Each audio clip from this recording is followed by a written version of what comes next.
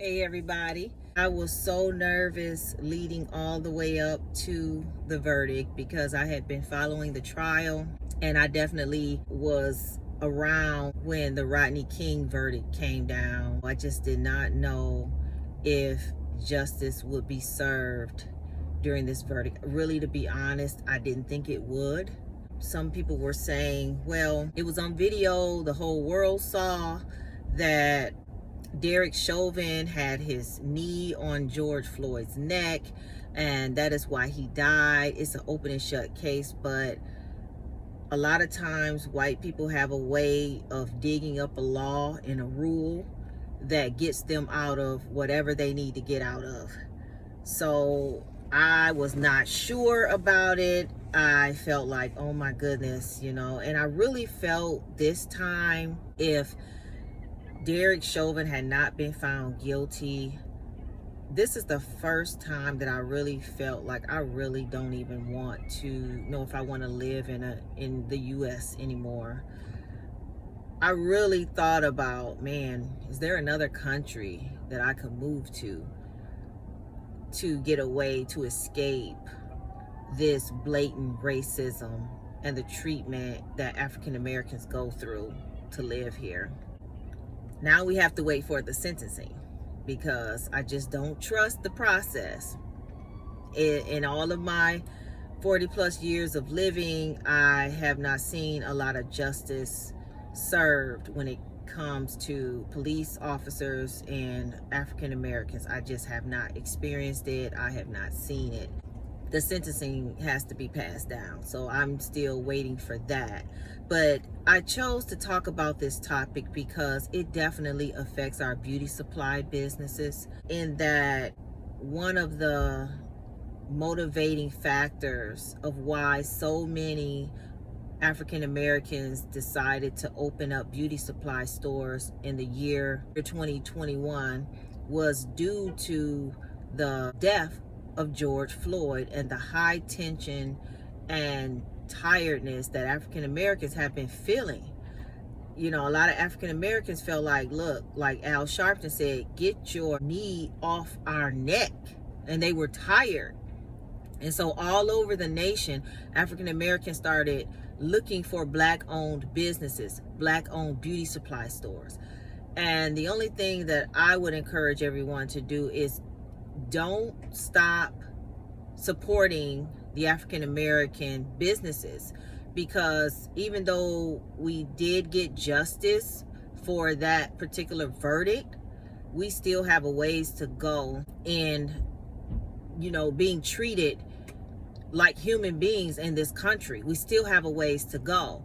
I believe that some of the contributing factors to getting justice done was the pressure that the nation felt from Black people that said, no more, no, we're taking our dollars elsewhere. Because you got to remember that the African American dollar is the main dollar that moves this economy, because we're spenders.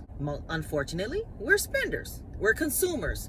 So you can't have a Jeff Bezos, a multi-billionaire, without a consumer. We are the consumers. When they're passing out stimulus checks, they have us in mind. Most of the time, and this is not to criticize, these are stating facts.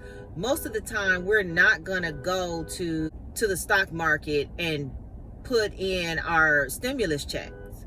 Most of the time, we're going to go to the store, or we're going to go online and we're going to order. So we are the dollar that drives this economy. And when George Floyd was murdered in the streets in front of everybody, we redirected our dollar away from a lot of these businesses. We got to keep talking with our dollar. Black Lives Matter. Our dollar has to say that we matter. So let's not get relaxed in our beauty supply businesses. Let's continue to appeal to our people to shop with us, to continue to press forward. Those of you who are thinking of opening beauty supply stores, let's not get relaxed. You still need to do it, because one of the things that Professor Devin Robinson said, I've listened to his videos quite a bit, is Black people in America are at the mercy of whites. And I see it playing out in this case.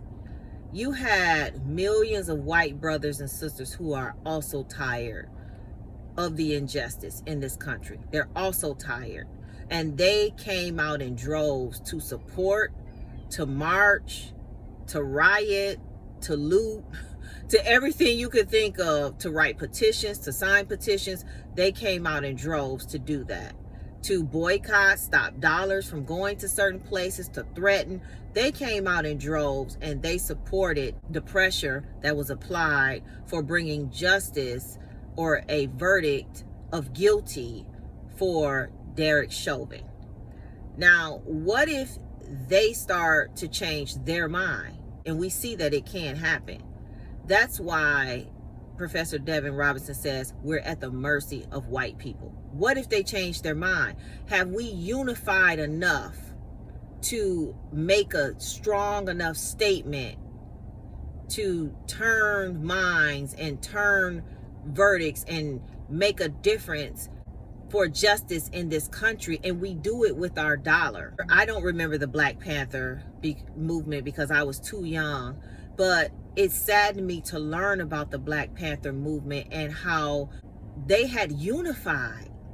They had unified and started programs and did research, and all white people had to do was come in and turn them against each other with lies that were not even real, arrest a couple of them, frivolous charges at them, and even though the charges were not going to stick, they were so tied up in fighting the charges that they no longer had the availability to continue the Black Panther movement, and we lost that movement. And it saddens me because that movement was filled with men, with black men.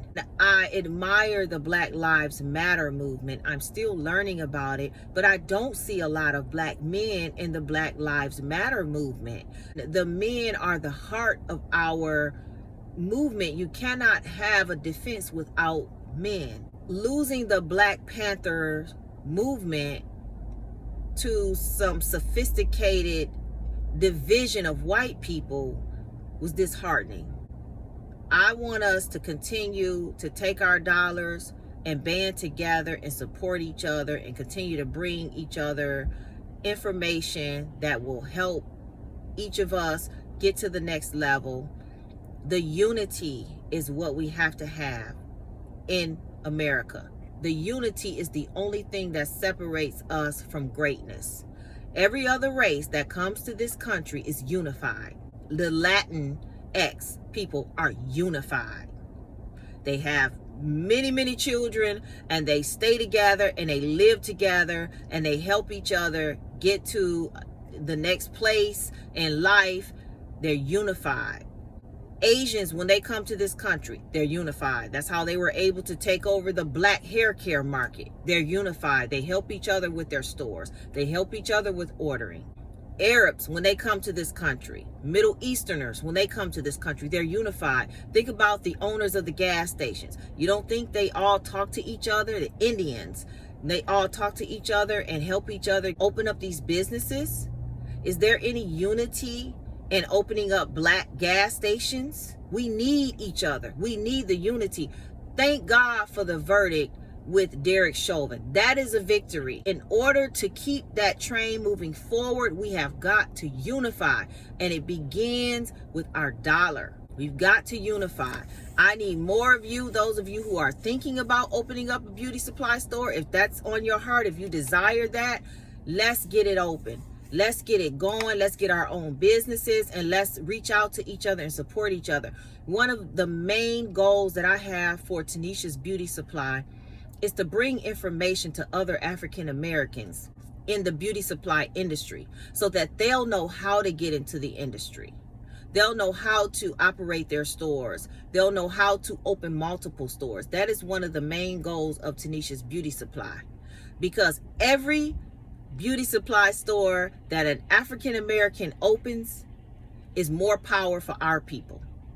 That's going to be your children growing up saying, yeah, I've seen Black-owned beauty supply stores. Their story won't be like ours, where I grew up and I never saw a fully operated Black-owned beauty supply ever. I only saw Black-owned beauty supply stores that only sold like some professional perms and colors and things like that, and a lot of times they went and they would travel to different salons and drop off items. No, I'm not talking about that. I'm talking about a full beauty supply store with the products, the clothing, the lashes, the accessories, everything. I never saw that growing up. And if our kids can never see it, then they don't even know they can be it because they've never seen it. So it is important that we keep the movement going with our beauty supply stores. Let's not get relaxed, because I think when we got the Black president, we can exhale, got a little relaxed. Looked around, we had a Donald Trump sitting in the White House. Looked around, we had a Capitol riot of white men who felt like they were entitled to just go up into the Capitol building and sit at the desk of the politician. And that was right after Obama. So we cannot get relaxed, even though we have this victory, because you'll look around and they're digging up some law from way back when that's cutting off your voting rights. We gotta keep this movement going with our dollars. I just wanted to share my thoughts with you. I just wanted to continue to talk to you, to encourage you if you have opened up your beauty supply store, to keep pressing forward, to keep unifying, find another Black person, African American. Go ahead and hit that subscribe button if you would like more information on vendors and operating your Black-owned beauty supply. Find another African American who has opened up a beauty supply store, unify with that person, help them out. Sometimes you might relieve each other. You might go and volunteer in their store for a little while if they're trying to get started, and not even ask for anything in return. If you know something that they don't know, you can offer them some advice. Sometimes you might just call them up and say, hey, I'm just checking on you to see how you're doing. I know this business can be tough, but you're not in it alone. You find out some good information, you share it with the other person who has the Black-owned beauty supply store. And let's keep that unity growing, because that's where our power is. Tanisha's beauty supply, beauty power and style, power and style.